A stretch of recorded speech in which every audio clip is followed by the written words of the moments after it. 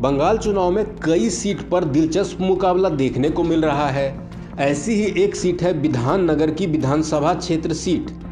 इस सीट पर तृणमूल कांग्रेस से 2 बार निर्वाचित राज्य के दमकल मंत्री सुजीत बोस का सामना इस बार सत्ताधारी पार्टी से पाला बदलकर भाजपा में गए पूर्व मेयर सब्यसाची दत्त से हो रहा है। तृणमूल कांग्रेस में रहते हुए सब्यसाची दत्त का सुजीत बोस के साथ शीतयुद्ध रहा। विधाननगर में एक ही पार्टी के इन दोनों नेताओं के गुटों में कई बार विवाद हुए, पर कभी दोनों खुलकर आमने सामने नहीं हुए थे। अब चुनावी लड़ाई में दोनों एक दूसरे के खिलाफ हैं। इस सीट पर मंत्री और पूर्व मेयर के बीच कड़ा मुकाबला है। तृणमूल छोड़कर सब्यसाची दत्त ने भाजपा में जाने का फैसला किया।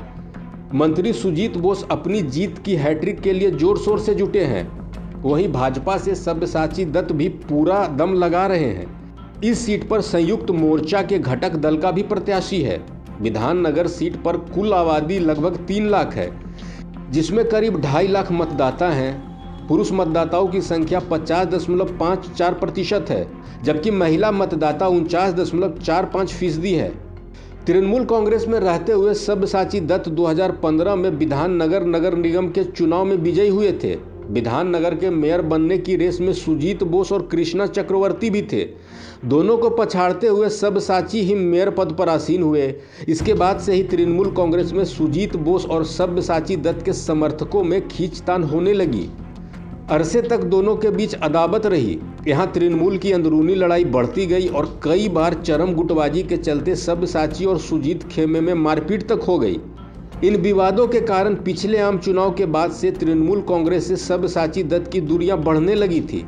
उनका भाजपा नेता मुकुल रॉय से संपर्क भी बढ़ गया। इसकी भनक लगते ही तृणमूल ने सब्यसाची को मेयर पद से हटाने की मुहिम तेज कर दी।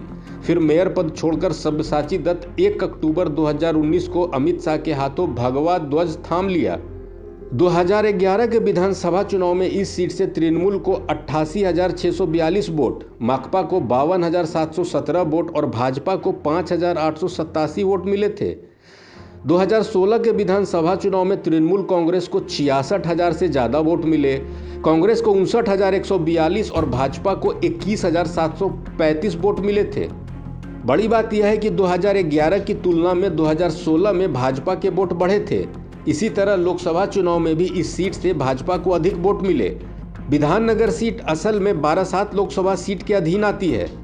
पिछले आम चुनाव में बारासात सीट तृणमूल ने जीती थी, पर विधानसभा सीटों के मामले में बात कुछ और रही है। आम चुनाव में विधाननगर सीट से तृणमूल को 58,956 वोट मिले थे, जबकि भाजपा को 77,872 वोट मिले थे।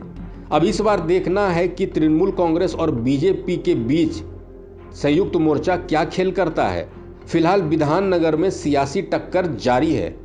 हमारी इस अपडेट में इतना ही। बंगाल चुनाव से जुड़ी हर बड़ी खबर के लिए बने रहिए हमारे साथ। प्रभातखबर.com, विश्वास वही, रफ्तार नहीं।